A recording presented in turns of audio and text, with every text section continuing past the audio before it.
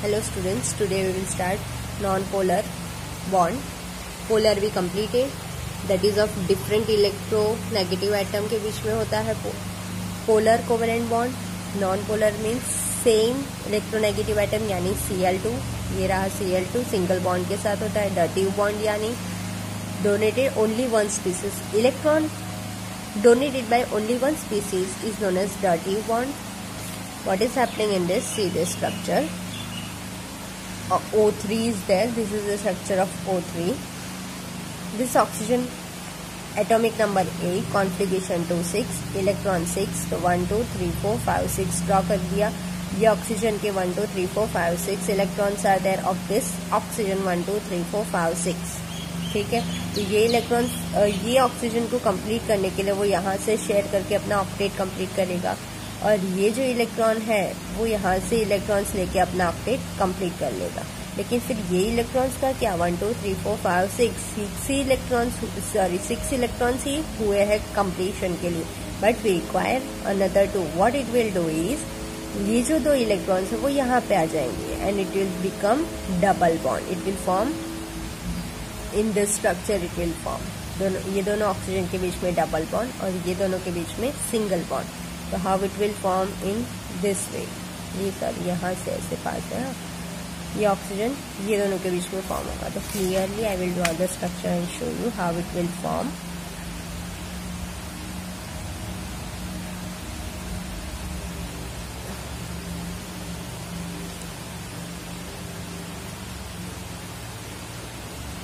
सी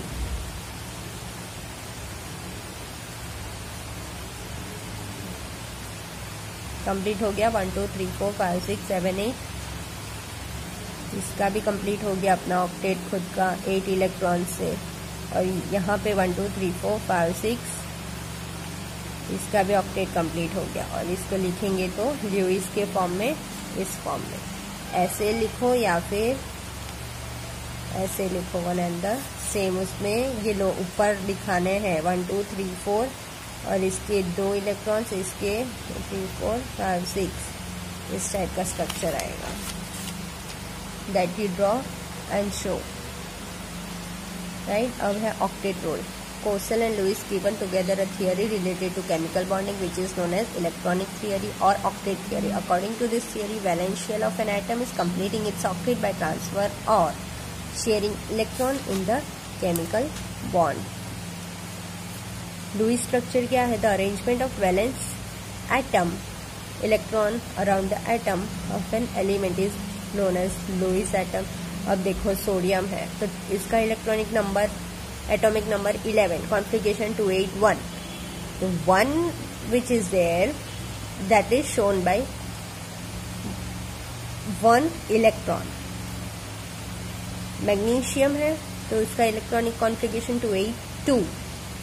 तो last shell में जितने electrons that is shown by the Lewis on the atom 287. so 7 electrons are shown on the atom. उसी तरीके वही है Lewis arrangement. The significance of Lewis symbol is that it gives information of valency of elements.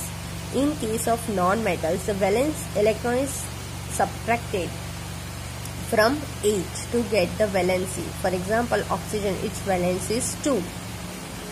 8 में से 6 को minus करो. देखो oxygen atomic number 8 atomic number 8 minus its valential. उसको कैसे लिखेंगे? 2 6. तो 6 माइनस करो तो आ गया 2.